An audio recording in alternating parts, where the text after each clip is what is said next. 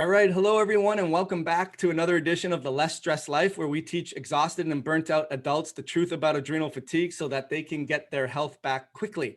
And I'm joined with a real special guest today, Frank Benedetto, who is on a mission because he sees the flaws in the healthcare system. And his mission is really disrupting healthcare, helping clinicians reimagine and repackage their skill set to change the world. So Frank, thank you so much for being here today.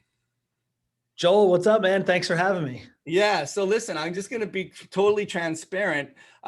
You and I have a mentor that we have in common, and we had a mastermind meeting last week. And when I heard you speak, you were a guest speaker for him. I was like, okay, I got to talk to this guy, because as soon as you opened your mouth, I know we had that same frequency and vibration and alignment and coherence. And really, you started off with your personal story, and you also let us know what drives you every day to make a difference in the world. So why don't you share that with our listeners?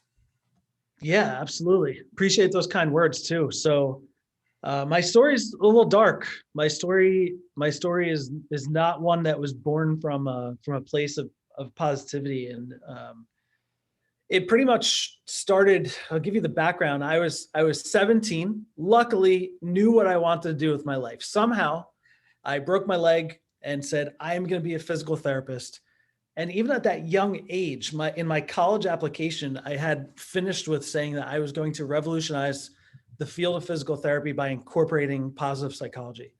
And that young me, I almost look back, like, how the hell did I even sense that there's something wrong at that young age? But I think everybody knows. I think that the typical consumer, if they spend any amount of time reflecting on what the healthcare system is right now, it is so obviously broken. We're all just allowing it. So fast forward, I become a doctor of physical therapy. I become double board certified, top 1% of PTs in the country, if you want to judge it by that credentialing. And I always had life in the palm of my hands. I was 26 years old, double board certified, bought a house, had 2 kids, married, and then tragedy strikes. My dad, 64 years old, passed away of a heart attack right in front of me. And I imploded. I spun down a path of drug abuse and alcoholism. I had pushed away nearly everyone close to me. I lost everything, and that huge head start I had erased it. I was $200,000 in self-created debt, not from student loans, and after I had sold my house. Joel, that takes a lot of mistakes. That's master level mistake making right there to get 200K in debt. And my 30th birthday, I wake up just an absolute loser. And I think every decade we have this image of who we think we're going to be. On my 30th birthday, I could not have been farther from the person who I thought I was going to be. And it was an inflection point.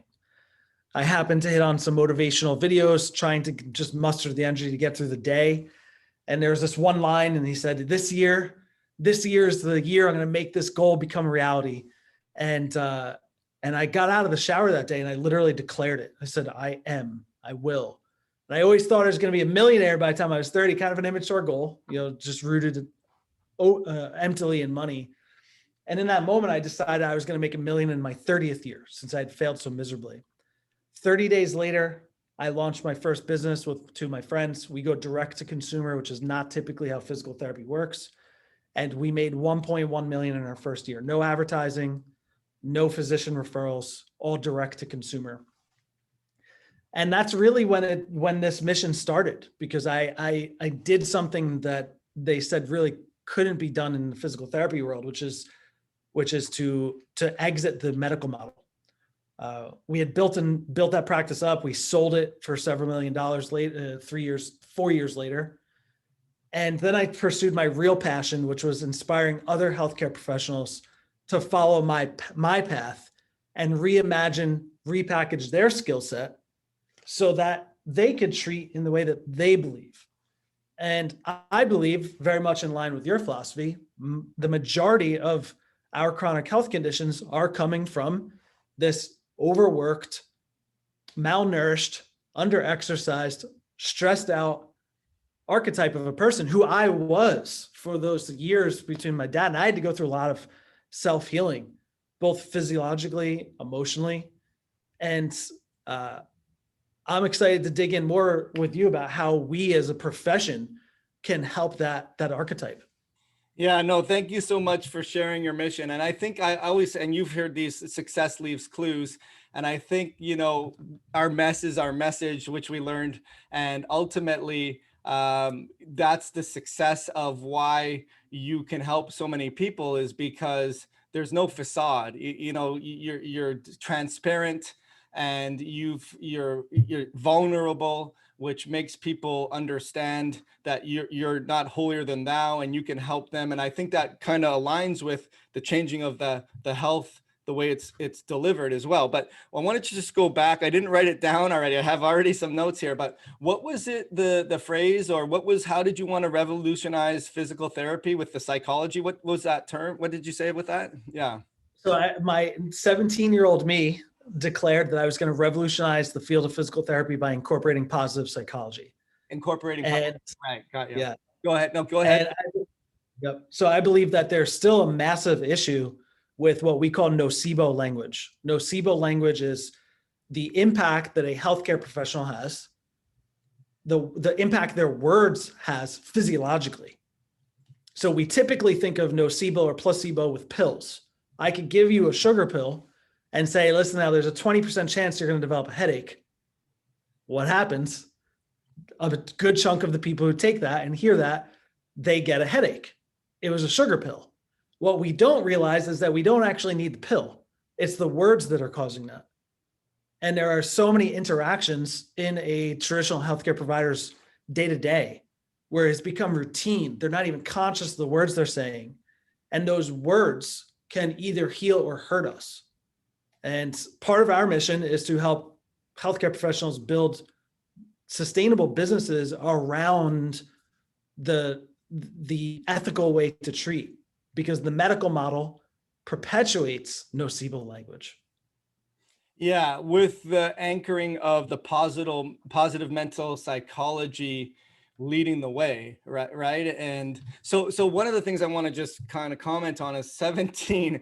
I did not know, I was nowhere near you on 17 and how prophetic you were on that. In fact, I screwed around my first 2 years of college. I was away from home for the first time at 19 years of age. I was on the varsity soccer team.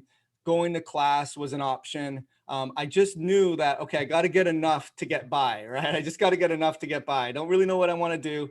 And I say, Frank, I tried. Like, you try either to do well or you try to do poorly. And I went out of my way to do poorly, like not going to all the classes, taking like, okay, like you would have like, say a quiz, and it would be Monday, Wednesday, Fridays class, Monday, Wednesday, Fridays class. So you'd have to have 12 weeks of notes, or 12 notes for 4 weeks. And I wouldn't have Mondays, and I wouldn't have Fridays, and maybe the next. And I did like really well on the ones that I had, but I didn't do well on the ones that I didn't have.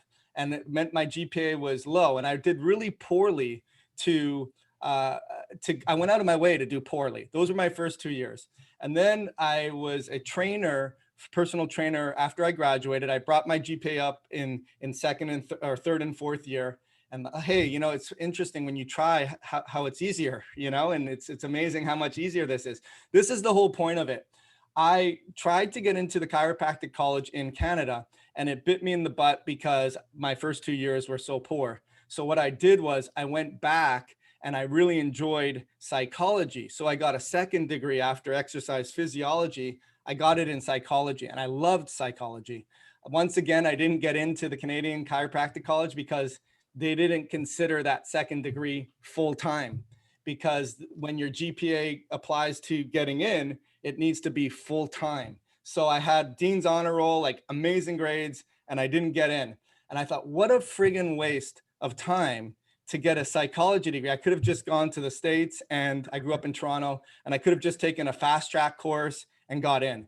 And how wrong I was. And that's the whole point of what I'm talking about. Is I'm so grateful now, Frank, that I have that psychology degree, because that positive mental psychology practice is what we do every day, right? And I'm so grateful that I have that. So with that being said, let's go down that rabbit hole in terms of, okay, you're 30 years old, you have this mission of changing the way that physical therapy, and for that matter, healthcare is practiced, with an emphasis on positive mental psychology. Take us through the steps of that, and how you've evolved in terms of what you see being wrong with the healthcare model, and how you change that ship in the ocean.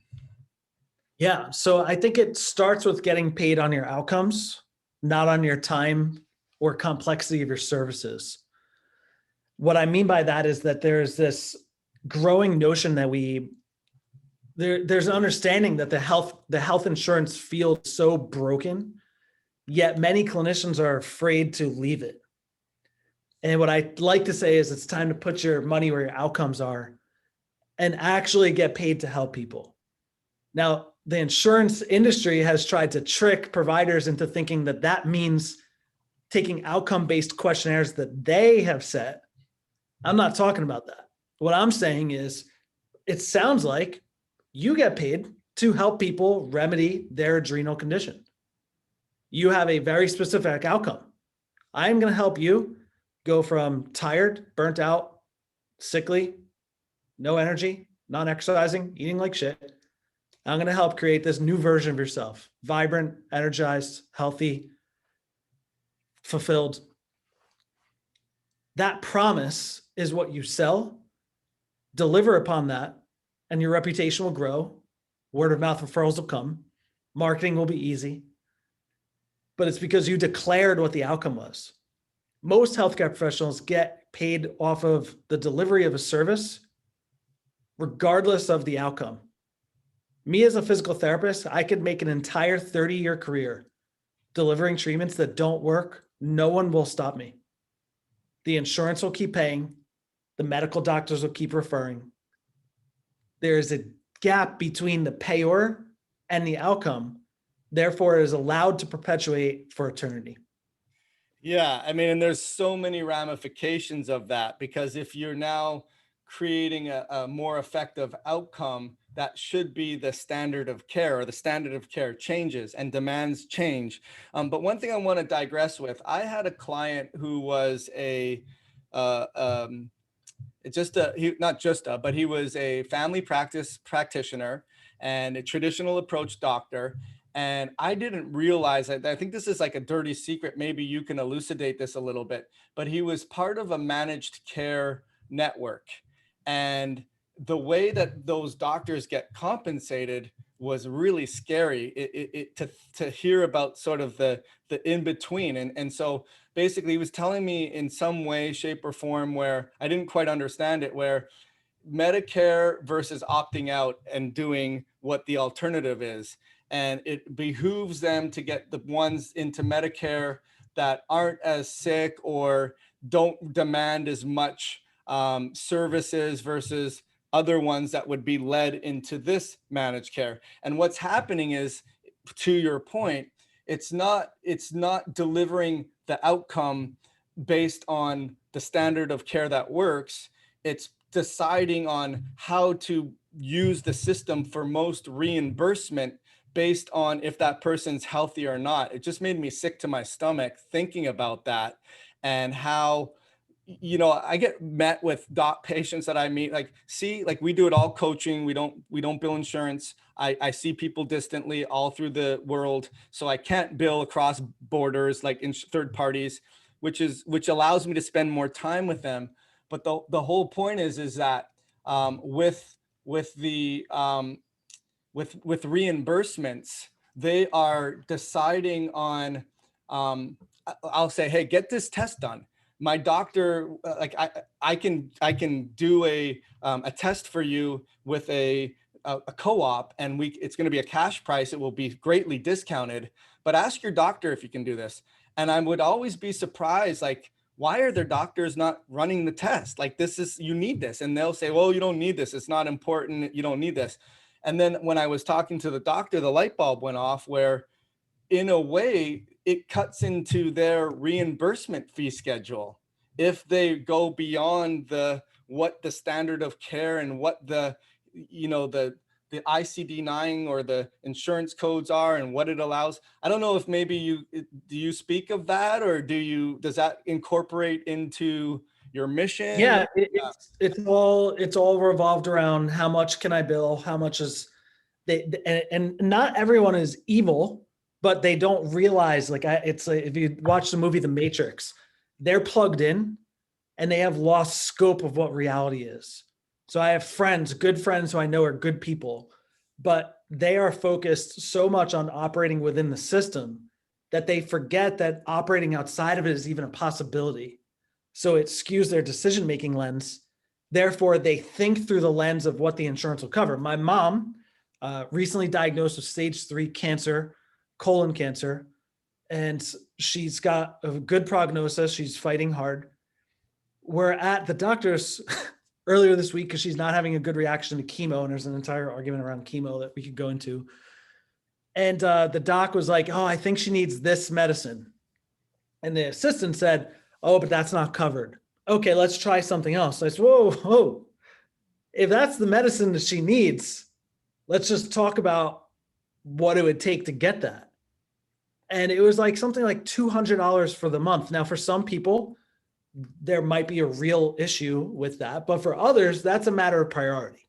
$200 is a matter of priority, not I can't afford that or not for most people in America.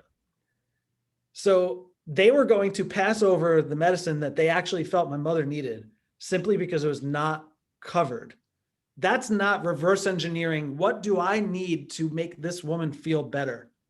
And then just committing to a plan of action. It's always playing with inside the rules of the game.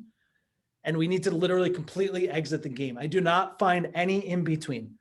So my goal for the future is to accrue the resources needed to and attract the talent and the team needed to build the hospital of the future.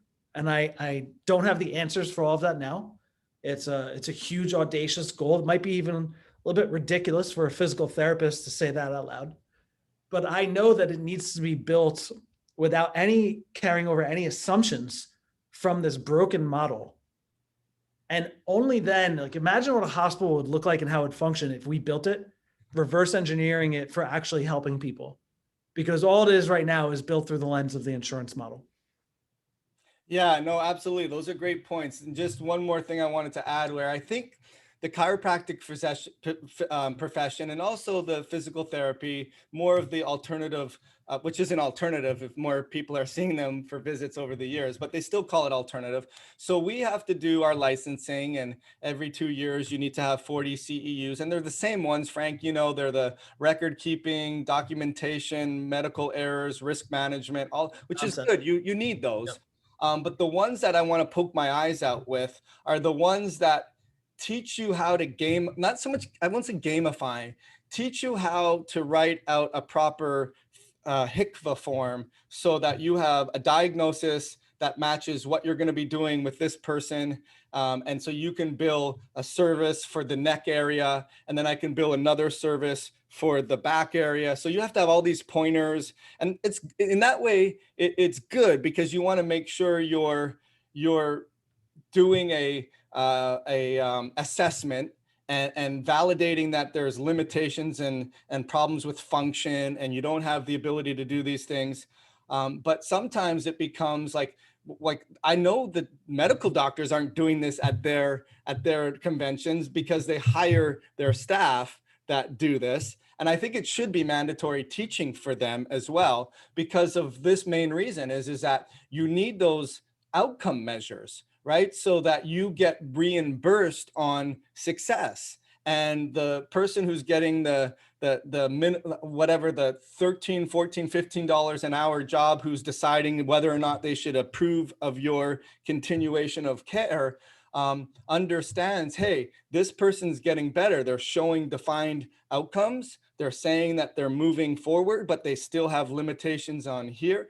Do you see that that's part of the problem, or do you see that that's part of what you're doing with your providers? Or I guess the question is, how do you see that fits in with either fixing the broken system or correcting the broken system?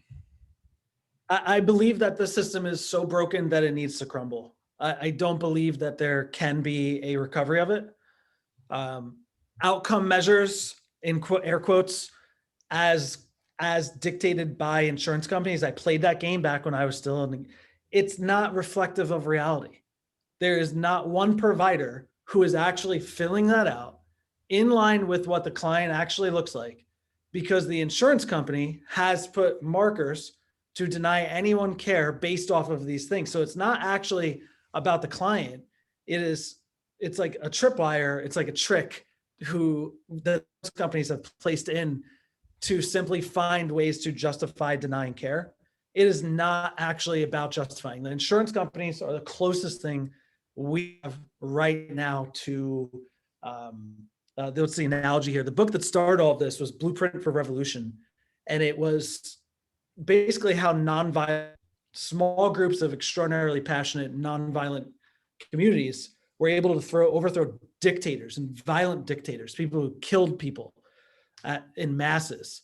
The insurance companies, our modern medical systems, like big hospital systems, they're the closest thing to dictators that I believe the modern world has. And you don't negotiate with a dictator. You cannot reform a dictator. You overthrow a dictator.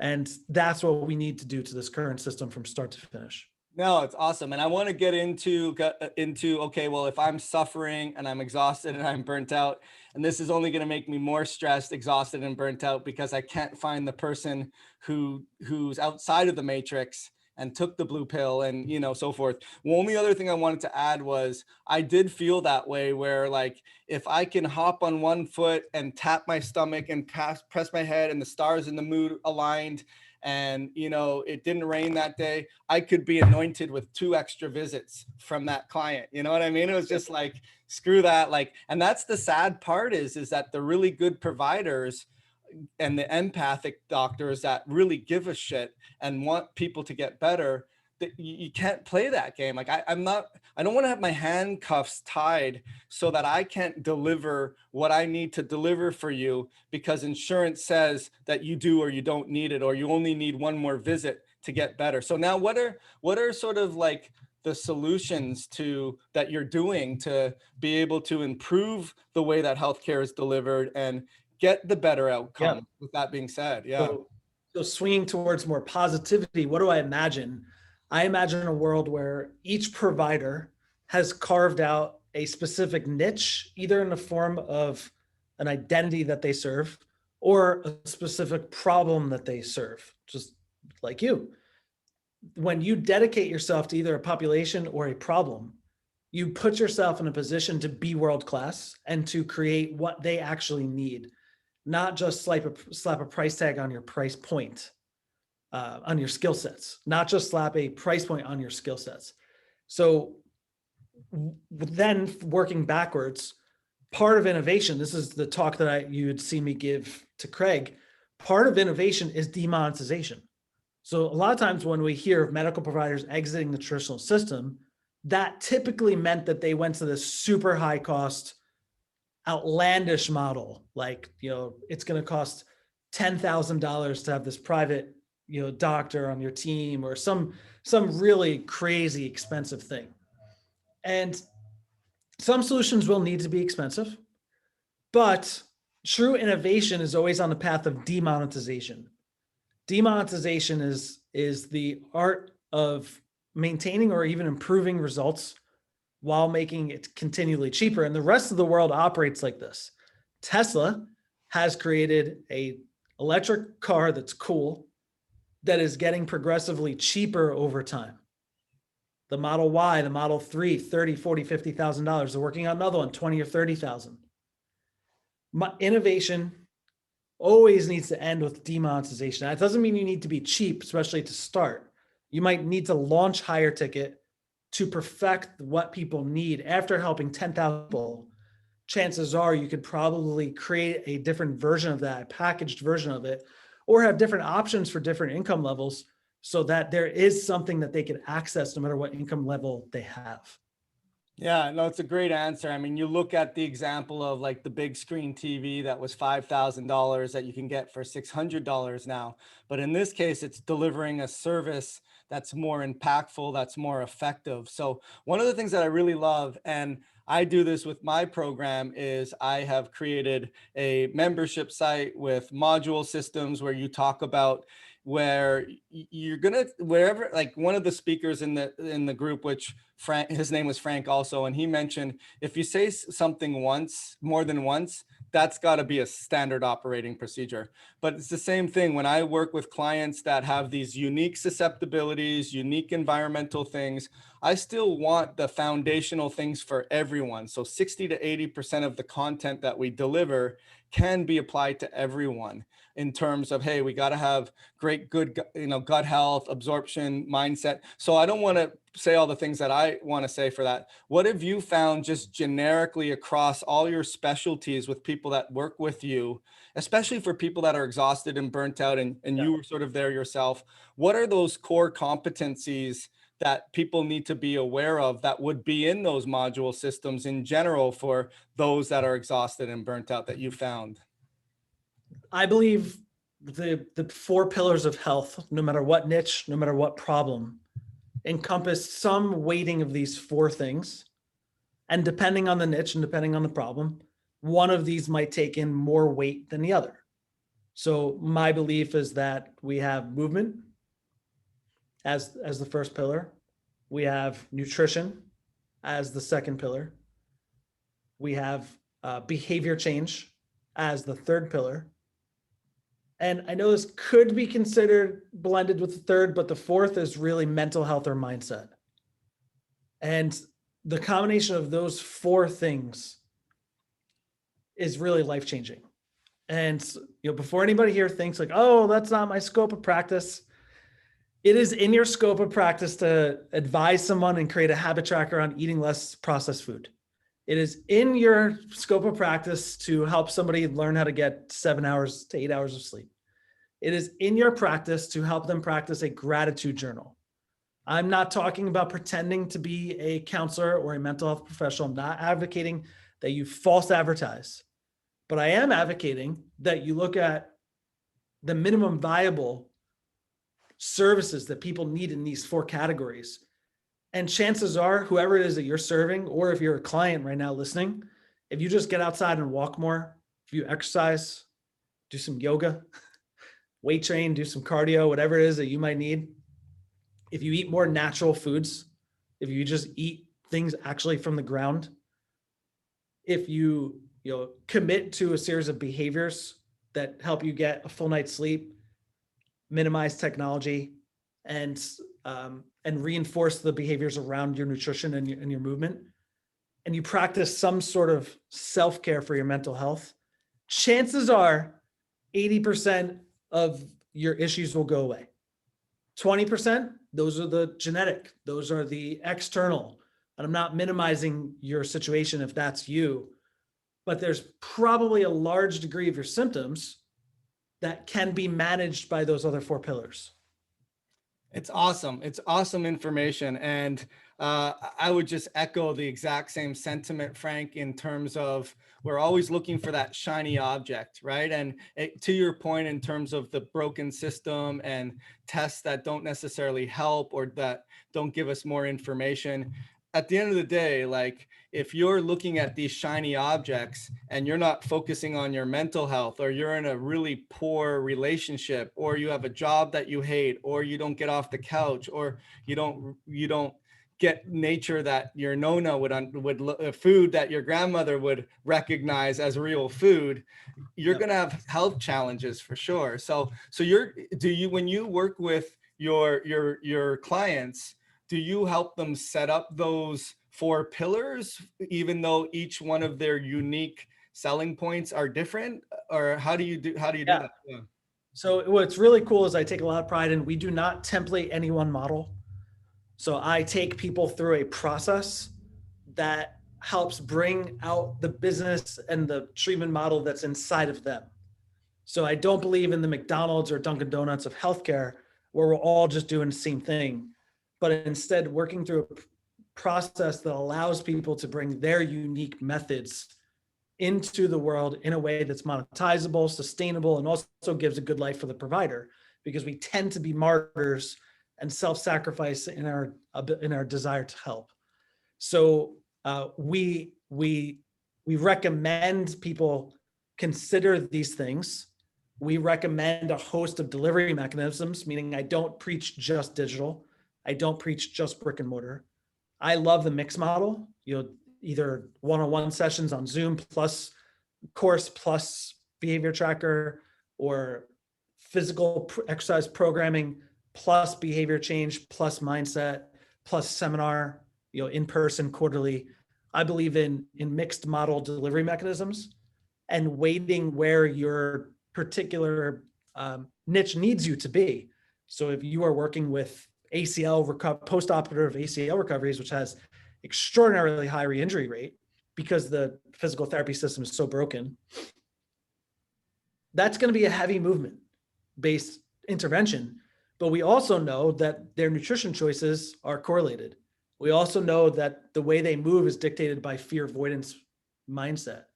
So if somebody hops on the field and they are petrified, they're actually more likely to get injured than somebody who's confident. So the weighting might be really heavy on physical there, but we need to build in the rest of those. Otherwise, it's really an insufficient model. Now, somebody working more towards like obesity, nutrition obviously is going to be the heavier weight there. So everybody's got to decide where they fit. And sometimes it comes in phases. We might need to go through a season where this is most important and a season where something else is most important. Yeah, no, I love that. And it's awesome. It's amazing information, and you're a real treasure to interview and to be able to provide this service. And that any way I could help out with your mission and it aligns, I'd be excited to.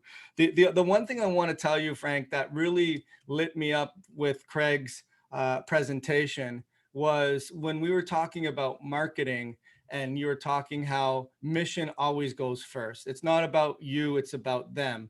So one of the things that I find with people that are exhausted and burnt out, and cortisol is just either going through the roof, or it's flatlined, or it's maladaptive, it really impacts that front part of the brain.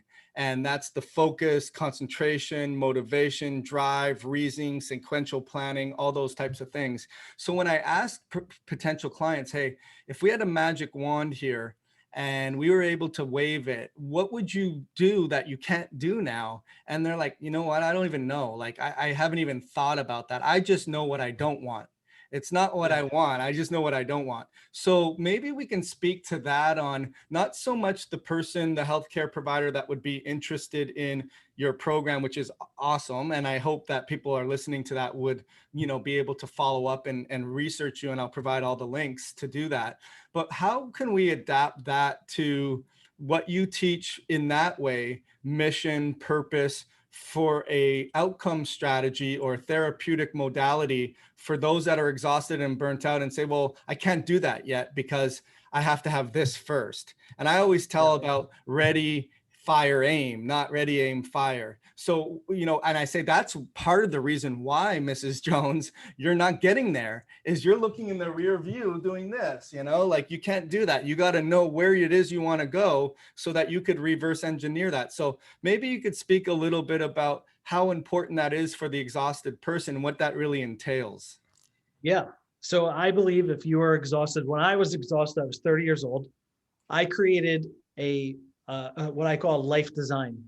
And a life design is a super on the ground description of what you want life to look like in 1 year. And I specifically say 1 year because sometimes I think when we set goals, we only set the big ones. I want to lose 50 pounds. I want to be a millionaire. I want to run a marathon. And really what the best goal, the Goldilocks goal, not a goal that's too big, not a goal that's too small, the right size goal is the most motivating one. So you have to get really clear on what you want your life to look like. And I'm talking on a daily basis on the ground. Then once you have a clear picture of that, it provides a roadmap of who you should enlist to help you achieve that. So you cannot know who to trust as your coach, as your medical professional, if you don't know exactly where you want to go.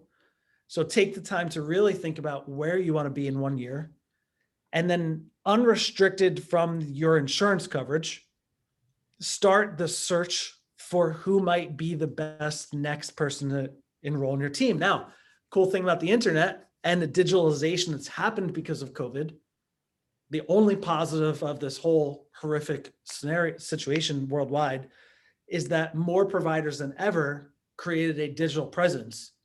Therefore, you, the person who's tired and burnt out, have lots of options. So you have Dr. Joel right here in front of you. If maybe you need a cardiologist and you don't need to go to the crappy cardiologist down the block anymore. You could find the cardiologist matches with your philosophy or Joel's philosophy, the philosophy of your team. And you can build a team around your specific needs because the barriers have been broken down. You can access basically anyone. Yeah, I found that to be so. I had already made the pivot already, but it just, like I would do consults and like, well, there's no one in my area. And like, well, I'm in everyone's area. I just got to get at the end of this. And it became more acceptive. One thing I want to echo though for you is I recently hired a coach. I was a personal trainer. I have like a certified strength and conditioning, background, which is top notch. That's what you need if you want to be the strength and conditioning coach for the New York Jets or whatever, right? You need to have your CSCS, which you have to have an exercise physiology degree to do that.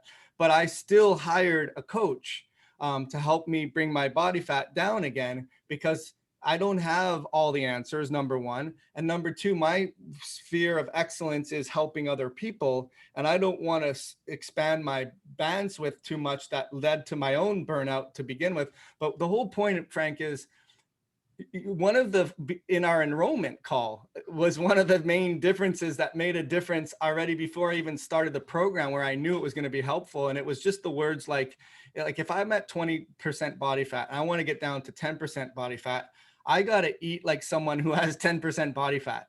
I can't eat like someone that has 20%. And I was like, holy shit, like, yeah, like I'm eating like someone that has 20% body fat. Like I gotta, and that was kind of like what you're saying is, if you want to get somewhere in a year, you need to work with someone that has that frequency.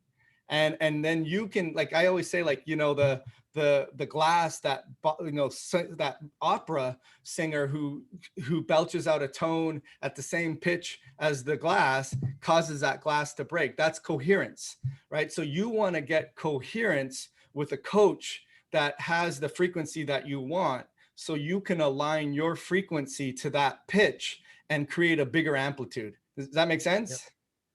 Yeah, no, absolutely. It's all about finding the team that matches with your personal viewpoints and your belief patterns. That's really, really important.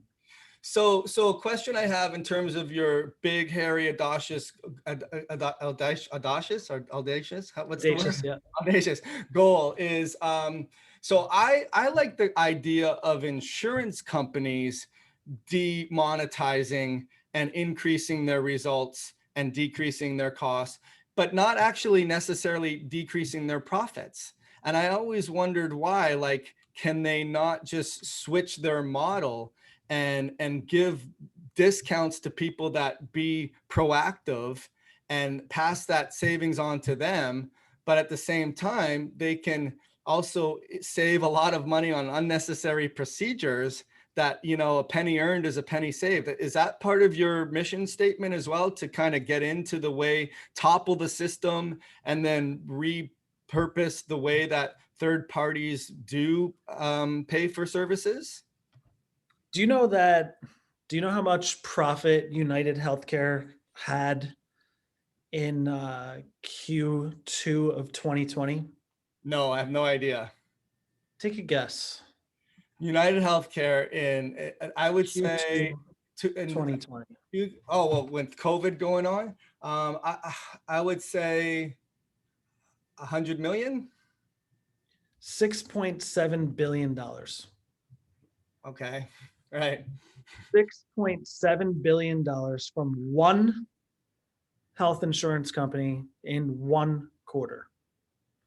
The quarter prior to that was 3.4 billion. They are not interested in reducing their profits. Stealing a line from the Matrix, what do all men with power want? More More power. power. More power. Right. More power. Yeah. We do not negotiate with dictators. They are not interested in helping you. Gotcha. They think they're too big to fail. And just like the banks, just like lots of other examples from history, it's inevitable that they will.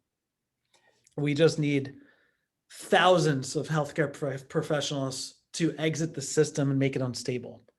We need tens of thousands, hundreds of thousands, millions of patients to exit the system and choose to go independent. The only way that can happen is if we all demonetize to a degree so that regular people can afford healthcare that's a better quality outside of the current health insurance system. Only when their profits start to shrink will they change. And I don't trust that they will change for the better, even in that circumstance. My hope is that they fall. Yeah, I mean, you have to be realistic about it. I tend to be the rosy colored glasses guy, you know. But as far as I always say, like what happens at the cellular level happens at the 40,000 view foot level, right? And you know, meaning like your cells need to communicate, they need to think outside the box, they need to be optimized, and that needs to happen at the 40,000 view foot level of the way healthcare is being delivered. One of the main objections I would imagine you have is the brainwashing of the sick person who is on limited income, who feels that if it's paid for by my insurance, that's what I got to do. And they may not invest in their health because that's, you know, I tell people, like, did your insurance pay for your car? Did it pay for your your education? Did it pay for, no. So, but you found it valuable to do that. But how do you overcome that? Like the conditioning of this is what insurance pays for, so I do this and I don't do that. In some circumstances, that's going to remain true for quite some time until we demonetize to new levels, which takes time. In other circumstances, it's really us as marketers of our new innovative healthcare businesses to help them understand the cost equivalent. So the average person has a $2,000 deductible. The average person has a $50 copay. If you come to, let's just use physical therapy again as an example. If you come to a physical therapist and you see them twice a week for 10 weeks, and you add up the deductible and the copays, compare that to a $250 a month membership. We're not even in the ballpark. We are significantly demonetized from that already. And it breaks the time for money continuum for the provider, which allows them more free time to invest in discovering what is the best possible solution for my audience. Positive momentum. As they continue to figure out the best possible solution, they can have the opportunity to demonetize to a new level. That's the answer for our lower income populations. Right. Yeah. And it takes time and education and a lot of elbow grease behind it as well. But I love the mission. And I think it's awesome that you're doing this. As far as, I always ask my clients, like, you had your own health challenges, and I say, like, okay, you're the sage like Frank now. What would you have told the younger, I always call it the bright-eyed and bushy-tailed Frank, that would have helped you progress your health a lot quicker, faster, further, that you didn't know then, that you know now? Good question. When I first started to get healthy and when I turned 30, I blindly trusted the system and I was put on all sorts of medications. I was put on all sorts of medications. It was only when I took things into my own hands, still trusting professionals, but no longer just going to who was near me, who would accept my insurance, that I actually began to heal. So my recommendation to me, if it was going back, was to find more natural interventions and be your own advocate, because you can no longer just blindly trust the way our parents and our grandparents did in the very different generation of doctors that existed 20, 30, 50 years ago. Yeah, that's wise. And making that even more debilitating is the perfect storm of environmental triggers that we never had back then. You know, EMFs, Yes. pesticides, chemicals, all these things like social media, and not even that. I mean, the way that the you know, that experiment where you kind of only present certain news to people that click in certain ways, it just creates much more chaos if you do follow that same pattern that our parents did. It's even worse. It's even more gloom and doom. So Frank, I could talk to you forever. I want to know, like, how do people get in contact with you, especially if they're a provider and they're looking to make a difference, but also deliver a better quality service and have it be win-win for everyone? Yeah. If you're a healthcare provider, you're looking to reimagine and repackage your skill set, I put out an insane amount of free information on my personal Instagram account, Frank_Benedetto. And we also host a, a weekly live training inside of our free Facebook group, which is called Private Practice 2.0, a group for disruptive healthcare entrepreneurs. And Joel, I'll send you that link. You can include it in the bio. That'd be cool. And anybody here, just reach out, say hello. Always down to have a good conversation. Awesome. And then as far as on the flip side, on the consumer point of view, where they're exhausted and burnt out, do you have a library of different niched professionals that have gone through your program that potentially people can, aside from adrenal fatigue, of course, that they can look for in terms of certain health challenges that they have?